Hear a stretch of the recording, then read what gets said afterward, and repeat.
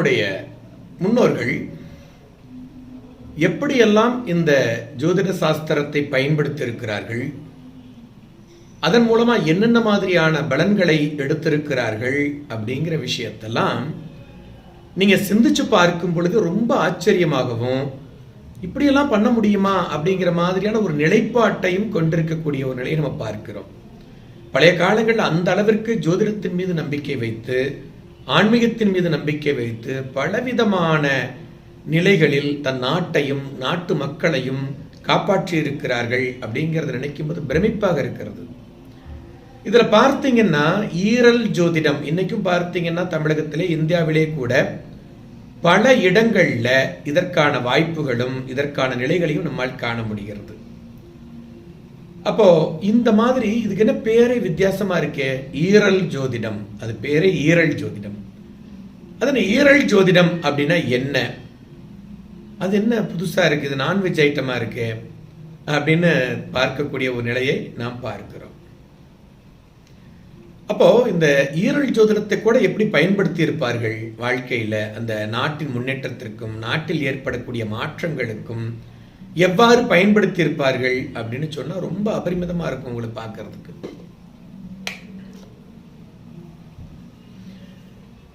இவங்க இந்த ஒரு நாட்டில், அந்த நாட்டினுடைய உலகளாவிய ஜோதிடம்னு சொல்லக்கூடிய முண்டேன் அஸ்ட்ராலஜி, அந்த நாட்டிற்கு பஞ்சங்கள் ஏற்படுமா, நோய்கள் ஏற்படுமா, எதிரிகளால் தொல்லைகள் ஏற்படுமா, இல்ல ஏதாவது புதிய நோய்கள் ஏற்பட்டு மக்களுக்கு, அதாவது கொல்லி நோய்கள்னு சொல்லுவோம், அந்த மாதிரியான நோய்களின் மூலமாக ஏதேனும் இறப்புகள் ஏற்படுமா அப்படிங்கிற விஷயத்தை கண்டறிவதற்கு இந்த உலகளாவிய ஜோதிடத்தை பயன்படுத்தி இருக்கிறார்கள். உலகளாவிய ஜோதிடத்தை பயன்படுத்தி இருக்கிறார்கள் அப்படிங்கிறது பெரிய விஷயம் இல்லை, அதை எந்த வழியில் பயன்படுத்தி இருக்கிறார்கள் அப்படிங்கிறது தான் அதுல ஒரு குறிப்பிடத்தக்க ஒரு விஷயமாக இருக்கிறது. அப்ப என்ன பண்ணுவாங்க அந்த நாட்டில் அப்படின்னு பார்த்தீங்கன்னா, ஒவ்வொரு ஆண்டும் அந்த இறைவனுக்காக ஒரு ஆட்டை நேர்ந்து விடுவாங்க. ஒரு ஆண், அதாவது கெடா ஆடுன்னு சொல்லுவோம் நம்ம. அந்த மாதிரி ஒரு ஆட்டை அந்த இறைவனுக்காக, அந்த நாட்டுக்காக சாமியை கும்பிட்டுட்டு ஆன்மீக ரீதியாக உங்களுக்கு பார்த்தீங்கன்னா அதுல அந்த ஆட்டை நேர்ந்து விட்டுருப்பாங்க. அது குறிப்பிட்ட ஒரு நாள் வரும் பொழுது அந்த ஆட்டை கொண்டு அதற்கு சில சாங்கியங்கள் முறைகள் எல்லாமே செஞ்சு அந்த ஆட்டை அந்த இறைவனுக்கு முன்பு, அவர்கள் யாரை வழிபடுகிறார்களோ அந்த இறைவனுக்கு முன்பு பலியிட்டு அந்த ஆட்டினுடைய ஈரலை மட்டும் எடுத்து அந்த பலிபீடத்தில் வச்சிருவாங்க. அந்த ஈரலுக்கு என்ன ஒரு தன்மை இருக்கு அப்படின்னு பார்த்தீங்கன்னா, எந்த ஒரு சின்ன ஒரு பாதிப்புகள் ஏற்பட்டாலும் முதலில் பாதிப்படையக்கூடியது உங்க ஈரல் தான். அதை மனதில் கொண்டு நம்ம முன்னோர்கள் இந்த ஈரலை எடுத்து அந்த பலிபீடத்தில் வச்சிருவாங்க. அப்படி பலிபீடத்தில் வைக்கப்பட்ட அந்த ஈரலானது ஒவ்வொரு நாளும் கண்காணிச்சுக்கிட்டே வருவாங்க.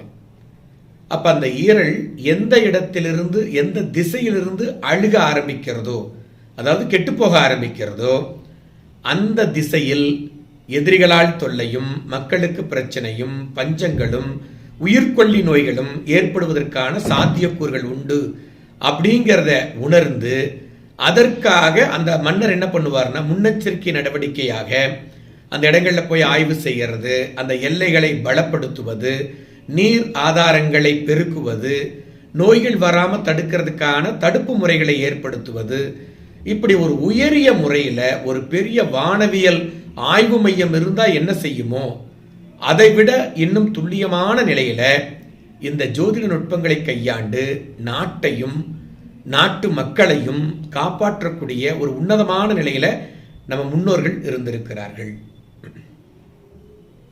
அதே போல அந்த ஈரல் எந்த பக்கம் இருந்து கெட்டு போக ஆரம்பித்ததோ அந்த திசைகளில் தேவையில்லாத பிரச்சனைகளும் நோய்களும் பஞ்சங்களும் ஏற்பட்டும் இருந்திருக்கிறது. அப்ப இந்த அளவிற்கு இந்த உலகளாவிய ஜோதிடம் அப்படின்னு சொல்லக்கூடிய ஜோதிடமானது வளர்ந்திருக்கிறது. அதற்கு பயன்படுத்தப்பட்ட முறைகள் பல்வேறு முறைகளாக இருக்கிறது. அந்த முறைகள்ல இந்த ஈரல் ஜோதிடம் அப்படிங்கிறது ஒரு குறிப்பிட்ட முறை. இது எதுக்கு உங்களுக்கு எடுத்து சொல்றோம் அப்படின்னா, ஜோதிடம் என்பது எடுத்தோடனே ஒரு பெரிய பரிணாமத்தை எடுத்துக்கிட்டு வரல.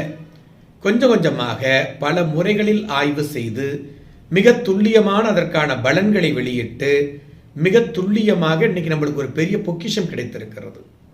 அந்த அளவிற்கு துல்லியமான இந்த பொக்கிஷத்தை நாம் சரியாக உணர்ந்து படிச்சு மனப்பாடம் பண்ணாம உணர்ந்து நம்ம பயன்பெற ஆரம்பிச்சோம்னா நாம மட்டும் பயன்பெறல, நம்மை நம்பி வரக்கூடிய அந்த ஜோதிடம் பார்க்க வரக்கூடிய மக்களும் நல்ல ஒரு மாற்றத்தை பெறுவார்கள் அப்படிங்கிறத புரிஞ்சுக்கணும். அப்ப அந்த ஈரல் ஜோதிடம் என்பது ஒரு உலகளாவிய ஜோதிடமாக இருக்கிறது. நாட்டினுடைய பாதுகாப்பை உறுதி செய்யக்கூடியதாக இருக்கிறது. அந்த அளவிற்கு ஜோதிடத்தினுடைய நுட்பங்களை நம்ம முன்னோர்கள் கையாண்டு இருக்கிறார்கள் அப்படிங்கிறத நாம புரிந்து கொள்ள வேண்டும்.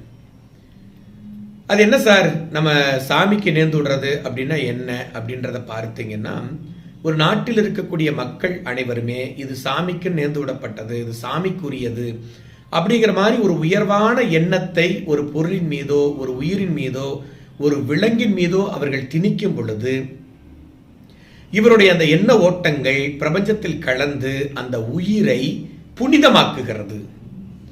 இதற்கு பார்த்தீங்கன்னா ஜெர்மன் நாட்டில் ஒரு முக்கியமான ஆய்வுகள் செய்திருக்கிறார்கள். நார்மல் தண்ணி எடுத்து ஒரு டம்ளர்ல வச்சு ஆய்வு பண்ணினீங்கன்னா அதனுடைய மூலக்கூறுகள் வேறாகவும், அதே நேரத்தில் ஒரு உள்ளங்கையில கொஞ்சோண்டு தண்ணி எடுத்து வச்சுக்கிட்டு உங்களுடைய இஷ்ட தெய்வம் குலதெய்வம் இந்த மாதிரி இருக்கக்கூடிய ஒரு தெய்வ வழிபாட்டை செஞ்ச பின்னாடி அந்த தண்ணி எடுத்து ஆய்வு பண்ணி பார்த்தீங்கன்னா அதனுடைய மூலக்கூறுகள் ஒரு வித்தியாசமான முறையில் மாற்றம் பெற்றிருக்கிறது அப்படிங்கிறத இப்ப கண்டுபிடித்திருக்கிறார்கள் நண்பர்களே.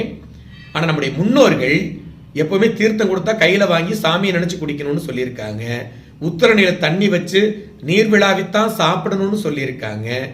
இது போல ஒரு எண்ண அலைகளானது அந்த நீரில் இருக்கக்கூடிய மூலக்கூறுகளை மாற்றக்கூடிய வல்லமை உள்ளது போல நம்ம எப்ப ஒரு விஷயத்தை இறைவனுக்கு அப்படின்னு நம்ம அதை அர்ப்பணிக்கிறோமோ அதை போல பலரும் அதே எண்ணத்தோடு அந்த நிலையை மீட்டெடுக்கும் பொழுது அந்த பொருளோ அந்த விலங்கோ அந்த நீர்மமோ புனிதத்தன்மை அடைந்து தன்னுடைய மூலக்கூறுகளில் மாற்றத்தை பெற்று மிக உயரிய ஒரு நிலையில் இருக்கக்கூடிய ஒரு விஷயமாக மாற்றம் பெறுகிறது. அப்படித்தான் இவர்கள் முன்னோர்கள் எல்லாருமே இந்த மாதிரி ஈரல் இது மாதிரி இருக்கக்கூடிய இன்னும் இன்னைக்கும் பார்த்தீங்கன்னா நிறைய கிராமங்களில் பார்த்தீங்கன்னா சில சாமிகளுக்கு இந்த மாதிரி ஆட்டை நேர்ந்து விட்டுட்டு அதை வெட்டி அதில் இருக்கக்கூடிய ஈரலை எடுத்து படைக்கக்கூடிய இறைவனுக்கு பிரசாதமாக படைக்கக்கூடிய நிலையை நம்ம நிறைய பார்க்கிறோம்.